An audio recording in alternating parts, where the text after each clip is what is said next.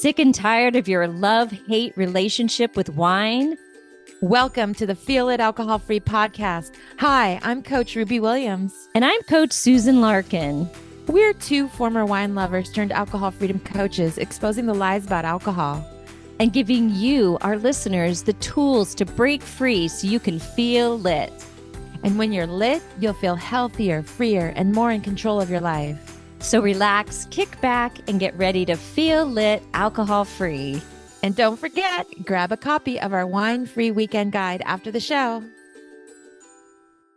Welcome. I'm so excited to be back recording another episode with Susan, and we have a special guest today. So excited to introduce you all to Jamie Phillips.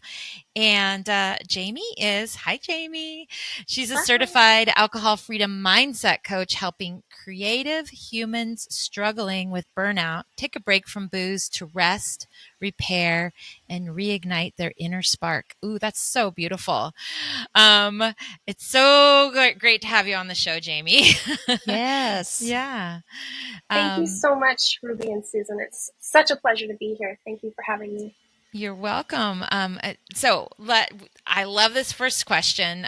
Let's just get right to it. And you want to introduce yourself and just provide a little bit of background around your alcohol-free journey. Let's start there. Absolutely. So I became an alcohol freedom coach, and I decided to call myself an alcohol freedom mindset coach, even though that title is a little bit long, because it really is so much about the mindset piece. So when I started this journey, I was lucky enough to have access to coaching from the both of you. And so I'm so delighted to be here sitting with you today. It just brings me so much joy. It's like full circle. Really, full circle. You both really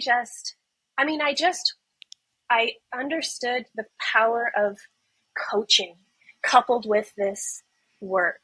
Because when in the beginning of my journey, I was learning all of the new things that we talk about, all the science behind what alcohol does in the body and mind, and the science of habit change and the neural pathways, all those little rabbit holes that we all kind of fall down.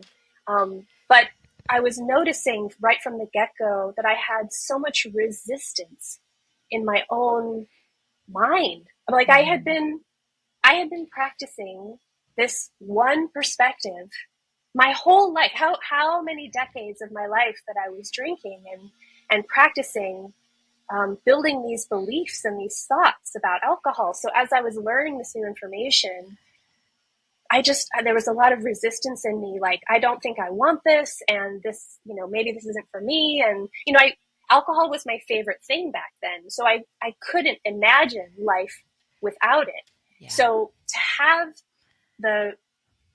not only the counsel and the guidance of beautiful coaches like you helping me along the way, but honestly, just hearing your perspective from so far ahead in the process. I mean, Ruby, you from the get-go, you sort of cracked open that door of possibility for me. Like, what if this is possible? And you helped me see that my mindset and my perspective wasn't a fixed thing, that it was actually malleable. And I mean, the power of that was fascinating to me from the beginning.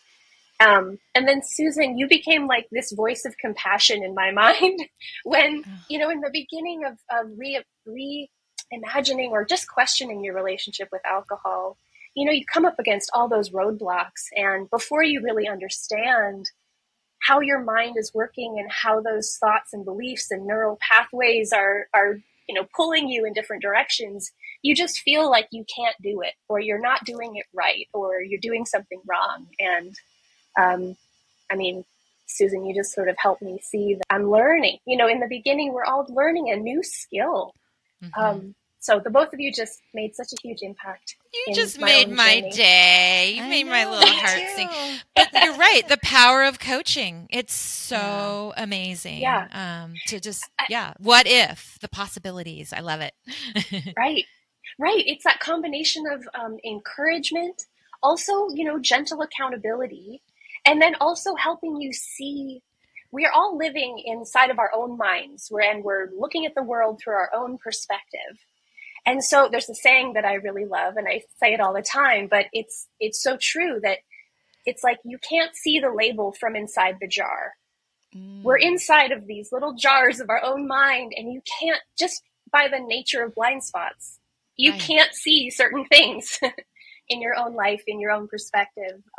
So I mean, I made incredible progress. My whole life changed in a very short period of time from when I started actually questioning my relationship with alcohol to like sort of like my drinking reduced by about half really quickly. And then I got to the place where I was starting to get some time alcohol free.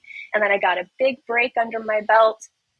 And then there was no turning back for me. I just kept going. So I think it's because I was doing both at the same time, the learning and the coaching, that I just made this huge life change. Wow. From I'm so 0 to 60. proud of you. So proud of you. How did your drinking get started though? Like what do you think? Yeah, will you take me back to the beginning, or I'm so curious. Yeah. Thanks for asking, Ruby. You know, it's like so many of us, we all start drinking for whatever reason, for different reasons. But I started drinking, probably super late in high school. I was kind of a nerdy kid in a small town, and I never really fit in. Yeah.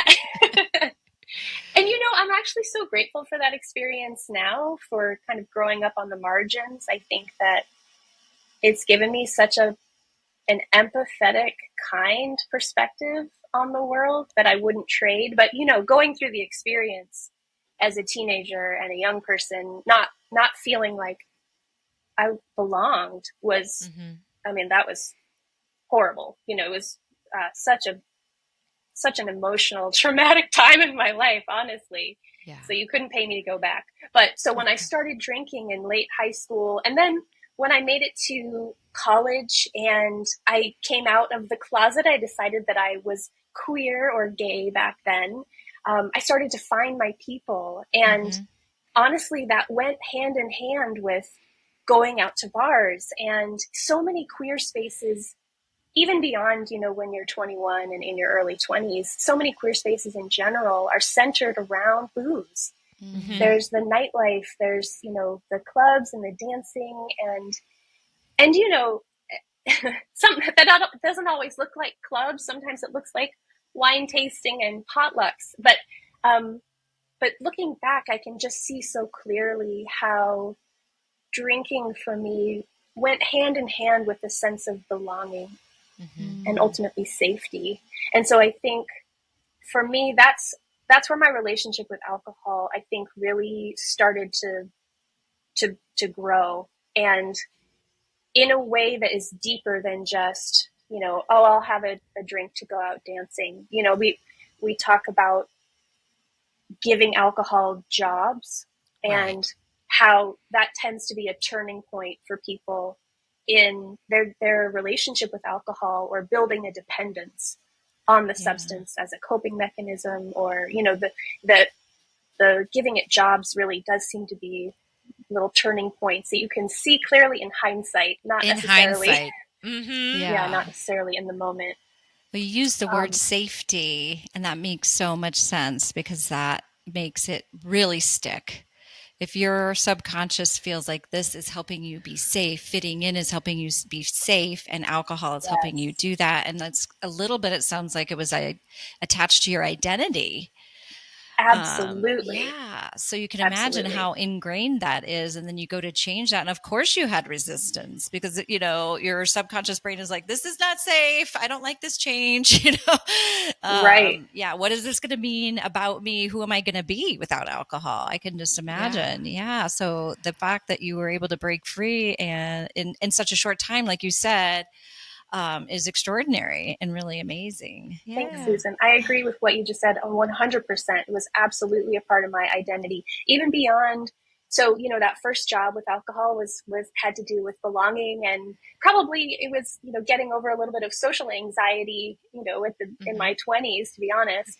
But then as my life continued, I started giving alcohol other jobs, and the primary job, as my as I progressed into my 30s and 40s, and as my career, as I was continuing on and being more successful, I started using alcohol as a way to cope with stress and Yes. anxiety and overwhelm. And so common, right? I mean, alcohol has that numbing effect. And so I think it just so easily sneaks its way to the top of the list of, when you're feeling stressed or uncomfortable or even tired, your mind just goes straight to like, oh, what would help you feel better?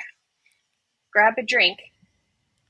Plus, layer on all of the marketing and advertising that comes at us from every angle about alcohol helping you relax or unwind, or all the messaging that we're just bombarded with all the time. Yeah. That was Yeah. another turning point for me, I think. And that's very common too. I mean, that's part of my story, drinking for stress and burnout and over functioning. And then the alcohol only kept me Yes. in that state because I was never dealing with those things because I would just drink over them. And so I really relate. I think I noticed on which I think is fabulous, your Instagram account, how you talk about unhooking unhooking from hustle culture. And I love that idea, like always hustling for your self-worth. And I feel like that's something that I can completely relate with. And then you also say something about leading a revolution of rest. And I'm like, ooh, I want to be part of that revolution. That sounds fantastic. Yeah. Will you share more about that? The revolution of rest? I would love to. That's really my passion right now, is based on my own story. So, Susan, I also found myself in a place of burnout. And I mean, I was exhausted and overwhelmed and feeling burned out before the pandemic hit. And then the pandemic shut down the world. And I mean, my stress and anxiety just went through the roof. And it just pushed both my burnout and my drinking sort of past an edge where I hadn't really been before. But alcohol at the time was really my only tool to cope. And back then I really did think it was helping me. I really thought that there was a benefit. And so I was burned out, over functioning, and just drinking to cope. And knowing what I know now about the direct connection between alcohol and stress and alcohol and burnout. I mean, talk about hindsight. I can just see so clearly how I was just perpetuating that cycle. And like you said, Susan, keeping myself stuck. Yes. Exactly. Yeah. So what I really part of the reason why I became certified as a coach was because I've just, as soon as I learned all of this information and the connection between alcohol and all these things that we're just mentioning, I just have been shouting it from the rooftops ever since. I just want everyone to know the facts, not to say that any decision is right or wrong, not to say that anybody has to quit or drink less or do anything different than what they're doing now. But I really just want people to have the full picture so that they can make an actual educated choice about what they're putting in their body. Because I feel like I consider myself an intelligent person. I consider myself a connected person. Like, I wasn't living in a cave. But I sincerely didn't know that alcohol creates stress in the body and mind. And I didn't know that it's just like the worst possible thing you could do if you're already feeling tired, exhausted, let alone burned out. But yet, I remember thinking alcohol relieves stress. I thought it was, I believed it, like the sky is blue, alcohol relieves stress. And that's the kind of situation where we work on, is it really true, right? With our coaching. And what if it's not true? Right. Yeah. So, but that's just one of those myths that perpetuates alcohol. And I remember, and I feel the same way about you, Jamie. Like, I coined this term for myself, just named myself an alcohol awareness advocate.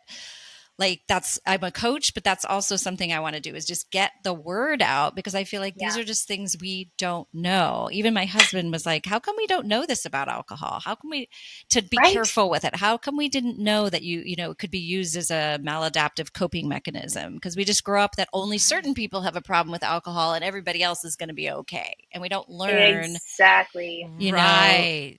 it's a Oh my disservice gosh. in society I for sure. I feel like, I mean, part of why I use the word revolutionary, I'm leading a revolution of rest. I built a course that's called the Revolutionary Reset. There is some fire in my belly when I talk about this stuff, because honestly, when I first learned all of the facts about alcohol, I was pissed. I Me was too. so mad because we're just fed all these lies, and big alcohol pushes out billions of dollars worth of advertising and marketing that Yeah. that really hits. I mean, talk about subconscious and influence, and marketing and advertising.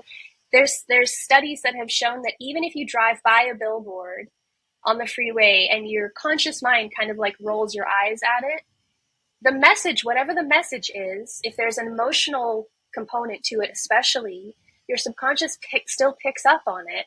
Hmm. And so, not to say that it's like, what's the word? I can't think of the word, subliminal messaging. Yeah. Not to say that it's necessarily subliminal messaging, but the marketing and advertising has an impact on us, whether we like it or not. And so the fact that there's all this promotion of positive, positive, positive, alcohol is the elixir of life, liquid courage, all those messages that we see all the time, but a complete, to my opinion, lack of education about the negative. I mean, there's no warning label except just drink responsibly, which is sort of like gaslighting, if you ask me. I Yeah. agree that yeah, I have a big a negative connotation around drink responsibly, because by the Right? time It's you've rude. by the time you've gone down the pitcher plant and you've flipped to becoming addicted, how can you be drink responsibly if you Right. don't have full prefrontal cortex decision making facilities in your Yes. brain? You cannot actually drink responsibly. At least I couldn't. I got to that point. Yeah. Exactly. Plus the stigma, I absolutely, Ruby, like, preach it. Like, and I would add on to that, that the stigma around even the word addiction, the concept of addiction, is just another layer of that BS. I don't know if I can swear on this podcast, but it's just the stigma is another layer of that crap that holds us back, because it makes us internalize an experience that A, we're not educated about, and B, we really don't understand. You don't feel the behind the scenes mechanisms that alcohol taps into, or any substance that gives us that artificially high dopamine spike. It's really hacking into the back of our brain, the survival part of our brain. And so the fact that we're not educated around the specifics, we're told alcohol is addictive. I knew it was addictive. I was like, yeah, I know. But I didn't understand what that meant. I didn't understand the red flags or the warning signs, or, Yeah. so Yeah, or you might Absolutely. actually say, I remember consciously like having a little talk with my brain, and I'm like, I'm strong. I'm not going to get addicted. That won't happen to me. I can actually remember saying those words out loud. Well, in my brain, right? And thinking, because at that point I wasn't addicted. So how can you imagine being addicted? You don't know what it means until you right. are addicted. Right. So then friends that can drink normally, whatever we want to say that is, they don't even relate to you, because they don't even understand that there's no off. I had no off button. It was just, I kept drinking. Yeah. So it's Yeah. this Well, but it's conundrum. still like, I think I grew up thinking that it was only addictive to some people, so not to me. So that doesn't apply to me. And I think a lot of people grow up like that, or thinking that. But also, so saying drink responsibly would be like saying smoke responsibly. And we would never say that, Right. right? Of course, smoking has changed over the years. I'm old enough to remember when I was a kid that they had smoking sections on a plane. Me too. Mm-hmm. Hello, the smoke whole is going plane. all over the plane. How do you have a So smoking section on a plane? gross. I know, so gross. And I remember reading an article too about alcohol and all the subliminal messages, to where it's almost like it's become wallpaper in our house, Yeah. where we don't notice the patterns, we don't notice the messages, because they've just been there for so long, and they're just surrounding us, and we just don't realize how much they're in our, that they've created all these false beliefs about alcohol in growing up Absolutely. in society. So it's a lot. And I think we all need to congratulate ourselves and all our listeners out there. When we are able to break free, that's not for nothing, people. That is it's huge. That is overcoming something like alcohol is huge. Huge. I think we've used the term badass before, and we will use it again. We are badasses. We're creating a revolution. I use the word renegade in my business name because freedom renegade, like renegade, going against the grain, having the empowerment and to go against the grain. This is really, it's counterculture. Yes, exactly. But what's also counterculture is rest. Because we also grow up in society. I want to go back to that. Yeah. Yes, go back to the rest, because we grow up with keep grinding, feel the burn, not people glorify not sleeping. I only get 4 hours of sleep. And I mean, that's starting to change a little bit as we're learning more about sleep. But just this idea that, you have to earn your rest, or, just how much you produce. You are what your job is. You are what you produce, instead of you're just a human being and you have worth in just being. Exactly. That was exactly where I was going to go, Susan, when you were talking about just like the societal messaging, the culture that we're living in. Most of us, I mean, I'm in the US, but I've heard it from people it's so prevalent across the planet, the world. The world. That alcohol is just part of the culture, just like smoking used to be. To your point, like the watching TV characters and people in movies, they used to smoke all the time. If you watch those old movies, they're smoking, and same is true now. Once you see it everywhere. There's TV characters, drinking martinis and sitting down on the couch with a glass of wine, and there's all this cultural messaging that's not even as obvious as advertisements and billboards. I mean, it's just the theme of so many stories that we see around us. And you're right, the same is true of that hustle culture, that societal pressure to earn your rest. Like you said, I talk about that all the time. It's like, that's how I used to function. Was my to-do list had to be done before I sat down to rest. Right. And the irony is that my to-do list was never done, which meant that I rarely sat down to rest. But what it did mean was that the stress and the pressure that I was putting on myself, coupled with the pace of that busy life, made me I pushed myself so far past capacity that's why I would reach for that glass of wine at the end of the day. Or, even like just the cocktail and the French fries, like anything, the coping mechanism. I just needed something fast to feel better, because I pushed myself so far past that point of balance. Yeah. Did that have long-term effects on your health? Oh yeah. I mean, that was exactly what landed me in burnout, Ruby. I think was just like decades of, Susan, you said it also before, like I was absolutely, I didn't know it at the time, but I was essentially defining my worth, earning my place in the world based on my productivity or my performance or my, I was just talking to one of my clients today about how so many of the folks that I end up coaching seem to be A students in school. And I don't know if you identify with that, but I feel like there's this correlation between doing well as a young person in school and getting so rewarded for studying, getting A's, knowing the answers, doing the extra credit. I mean, there's this sort of, that's messaging that is ingrained in us from the get-go. And so I think both of my parents, who I love dearly, are school teachers.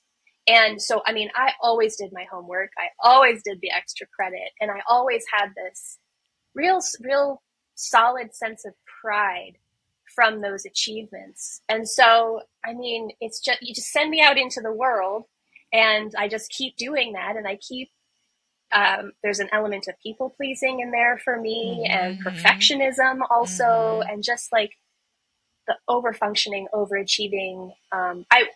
I was really successful. I mean, there was a benefit to that for me. I was promoted in jobs, and I had coworkers that I had really good relationships with, and it wasn't all bad. But I think hustling like that for so long, and not without the tools or the skills or the awareness of the self-care that was missing, the balance that was missing, the rest that was missing in there. I mean, rest, it's not a bonus for being a successful human. It's necessary.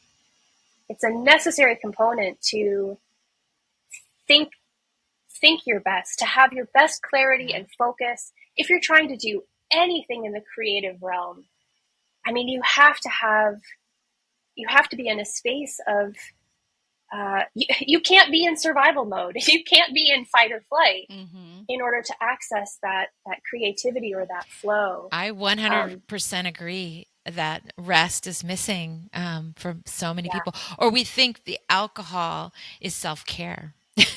Yeah. Not on a conscious level, but it's like, right.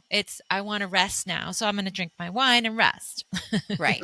It was like the accessory that went along with rest, or it was the permission slip to rest, or it was our white flag we were hanging out to our family to say, I'm on the couch with my wine, meaning don't bother me. Yeah. You know what I mean? It was sort of like... Exactly. Yeah. It was my clocking out at the end of the day. It was like after a long, especially during the pandemic, when all of a sudden I was working from home, and any kind of boundaries that I did have, which were not many. I'm just now kind of bringing boundaries into my life, which is a beautiful thing. But back then, any boundaries that I did have between work and life were just obliterated, because all of a sudden they were just one and the same.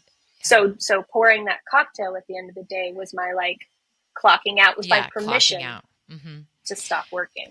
Yeah, that makes so much sense. This is a good time to segue into, we talked about not having this kind of boundaries and self-care and rest when you were drinking, but now you're alcohol free. What do you do, Jamie, to feel lit, alcohol free? I love this question. And I love the name of the podcast. It's so perfect. And honestly, what I do to feel lit, it's probably a common and simple answer. I just go outside and I just go for a walk, even if it's raining. I love going out into the woods if I can actually get myself to a legitimate hike. But even if I can't, just walking out my front door and going for a walk in the neighborhood, I think it helps to quiet that noise in my mind from whatever I'm working on during the day or trying to make decisions. It just kind of clicks that part of my brain off, and my curiosity comes online and I just feel so connected and so alive. That's what I do. So it sounds like you aren't listening to music or listening to a podcast. You're listening to the birds or just whatever's in nature. That's beautiful. I love that. Yeah. I try really hard. It is tempting to have a podcast in my ears, but what I've learned about, rest, and there's a nervous system regulation in there. And I've learned so much about the benefit of being out in nature and looking up at leaves and trees without anything in your ears. That's just such a grounding practice for us as humans. I try my best not to have a podcast in my ears, at least for 20 minutes. Unless it's ours, then it's okay. No.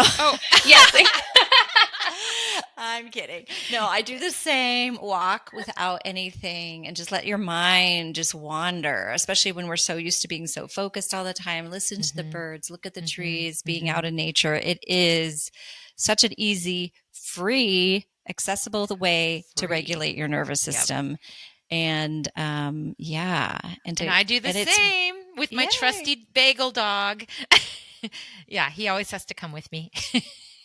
Yeah. And I've heard the both of you talk about putting your feet in the grass, and that's on my list of things. I don't have grass in my backyard. I have these little pebbles, but I think it might do the same. Just it's that the same. Has to be ground. Yeah, just ground. Yeah. Exactly. Yeah.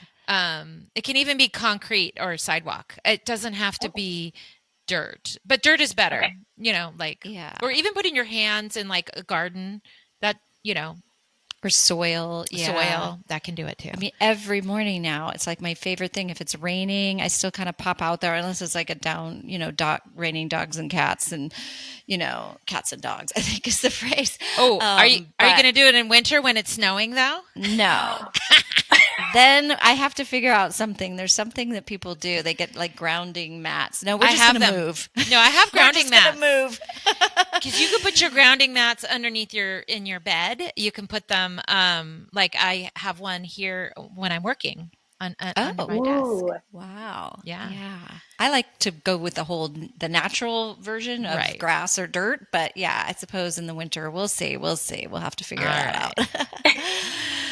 Well, Jamie, this has been so much fun. It's so good to connect with you. And your story is going to resonate with our listeners so much. And if they want to learn more about you and where they can find about your revolutionary rest, please do share that. Yeah.